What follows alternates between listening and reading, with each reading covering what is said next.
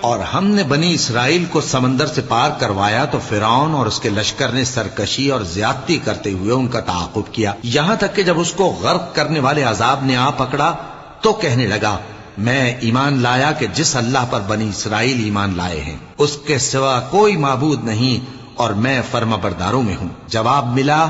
کہ اب ایمان لاتا ہے حالانکہ تو پہلے نافرمانی کرتا رہا اور مفسد بنا رہا، تو آج ہم تیرے بدن کو بچا لیں گے تاکہ تو پچھلوں کے لیے عبرت ہو، اور بہت سے لوگ ہماری نشانیوں سے بے خبر ہیں۔ اور ہم نے بنی اسرائیل کو رہنے کو عمدہ جگہ دی اور کھانے کو پاکیزہ چیزیں عطا کی، پھر بھی وہ باوجود علم ہونے کے اختلاف کرتے رہے۔ بے شک جن باتوں میں وہ اختلاف کرتے رہے تمہارا پروردگار قیامت کے دن ان میں ان باتوں کا فیصلہ کر دے گا۔ اب اگر تم کو اس کتاب کے بارے میں جو ہم نے تم پر نازل کی ہے کچھ شک ہو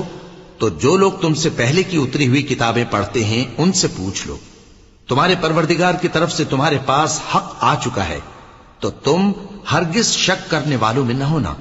اور نہ ان لوگوں میں ہونا جو اللہ کی آیتوں کی تکذیب کرتے ہیں، نہیں تو نقصان اٹھاؤ گے۔ جن لوگوں کے بارے میں اللہ کا حکم عذاب قرار پا چکا ہے وہ ایمان نہیں لانے کے جب تک کہ عذاب علیم نہ دیکھ لیں، خواہ ان کے پاس ہر طرح کی نشانی آ جائے۔ سو کوئی بستی ایسی کیوں نہ ہوئی کہ ایمان لاتی تو اس کا ایمان اسے نفع دیتا۔